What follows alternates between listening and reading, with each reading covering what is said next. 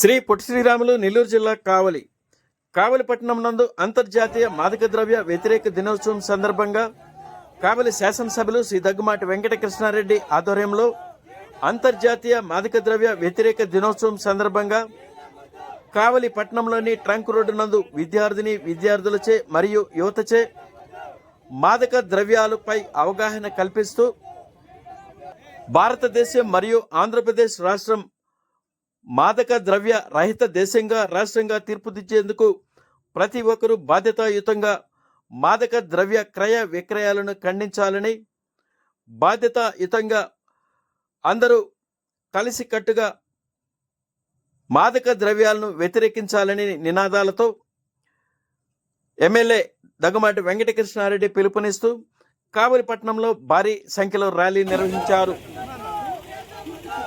పై కార్యక్రమంలో కావలి శాసనసభ్యులు Shri Daggumati Venkatakrishnareddy, RDO Vamsikrishna, DSP Sridhar, prohibition and excise శాఖ అధికారులు, పోలీస్ శాఖ ఉన్నతాధికారులు, పోలీస్ సిబ్బంది, కావలి పట్టణంలోని తెలుగుదేశం పార్టీ నాయకులు, స్వచ్ఛంద సేవా సంస్థలు పాల్గొన్నారు.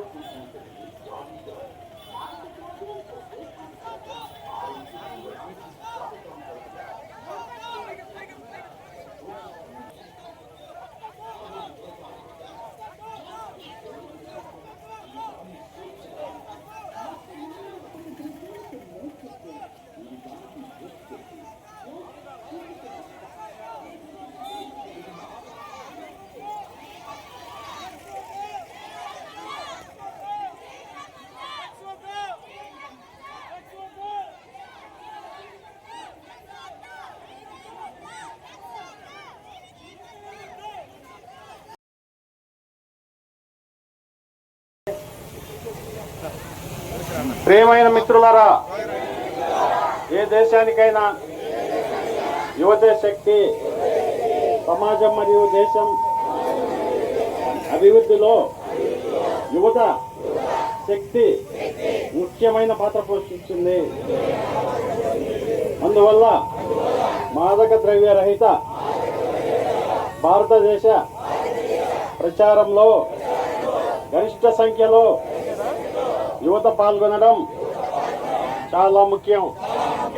దేశం యొక్క ఈ సవాలును స్వీకరిస్తూ ఈరోజు మనం నషాముక్త్ భారత్ అభియాన్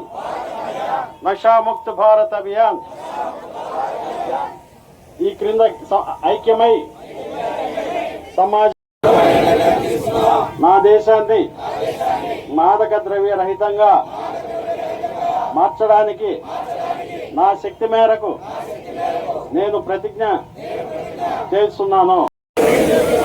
ఎందుకంటే మార్పు మనతోనే ప్రారంభం కావాలి. కాబట్టి మనమందరం కలిసి మన ఆంధ్రప్రదేశ్ రాష్ట్రాన్ని మాదక ద్రవ్య రహితంగా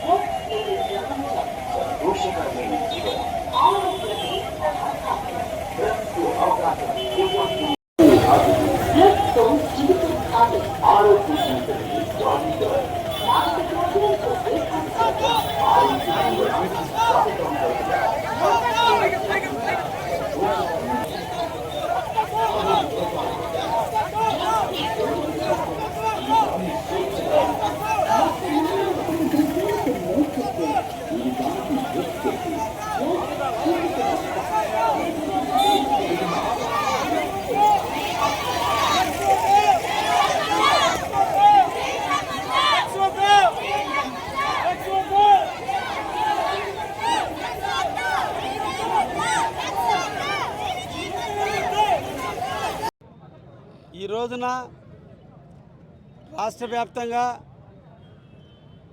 భారతదేశ వ్యాప్తంగా అన్ని రంగాల సంస్థలతో కలిపి ప్రజలను చైతన్యపరిచేందుకు భాగంగా